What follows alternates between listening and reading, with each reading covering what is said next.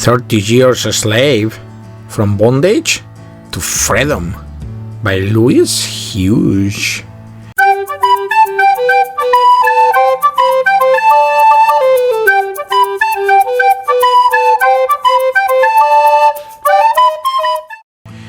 Hughes was born a slave in Virginia in 1832 on a plantation outside of Charlottesville.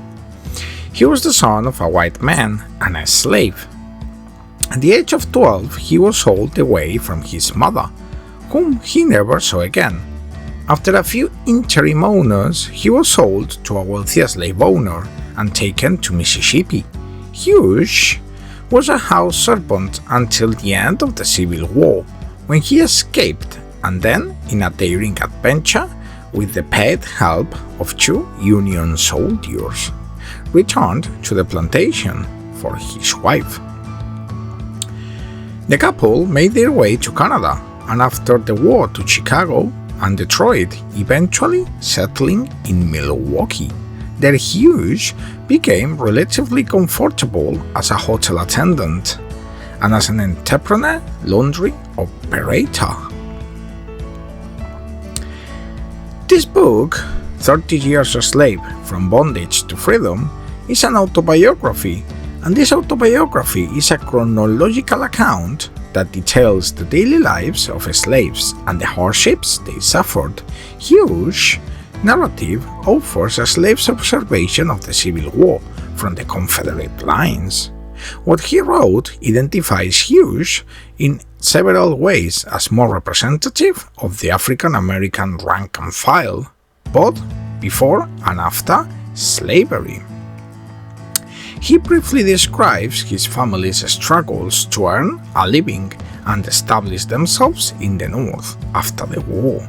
Hughes also takes us into areas of slave life where few antebellum narratives go.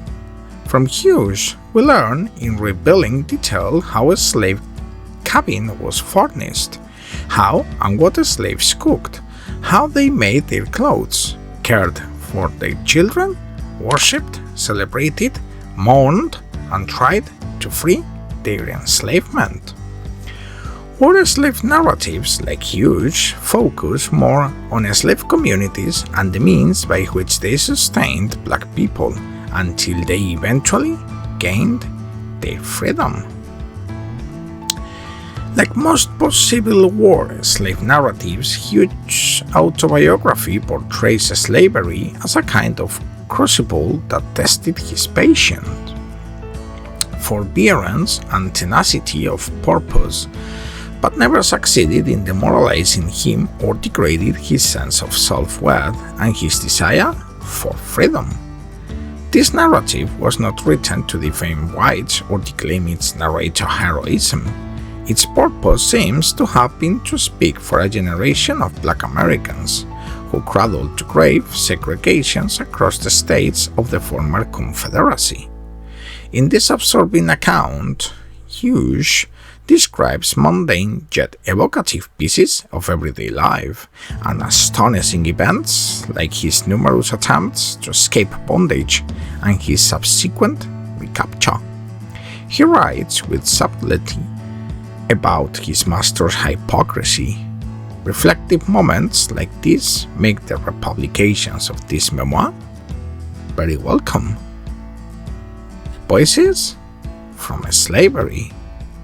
Thanks for watching.